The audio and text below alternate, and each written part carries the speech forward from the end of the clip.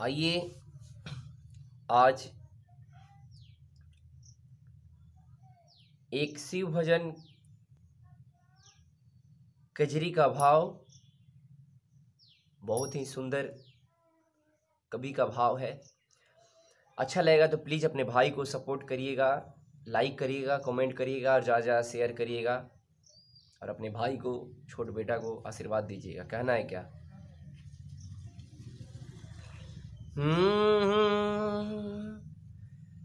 काले के शिव के मनाइब हो, शिव मानत नाही। काले के शिव के मनाइब हो, शिव मानत नहीं।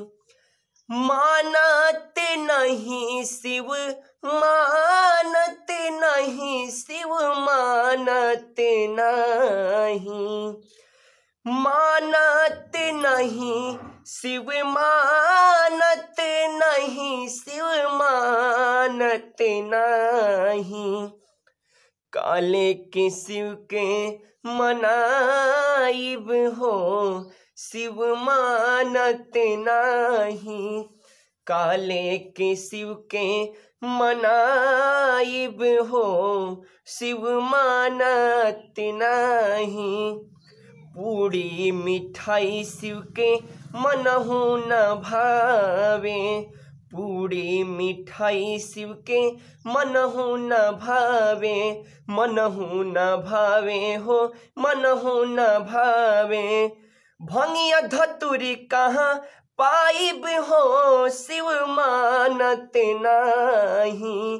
भंगिया धतुरी कहाँ पाइब हो, शिव मानत नहीं।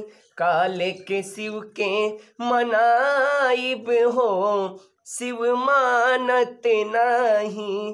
काले के शिव के मनाइब हो, शिव मानत नहीं। मानत नहीं शिव, मानत नहीं शिव, मानत नहीं।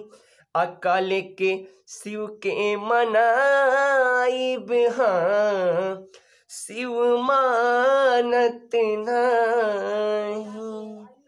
भैया थोड़ा सा आवाज़ प्रॉब्लम है, किसी प्रकार का त्रुटि होगा तो बहुत बार समझ के माफ़ करेंगे। जय भोजपुरिया समाज।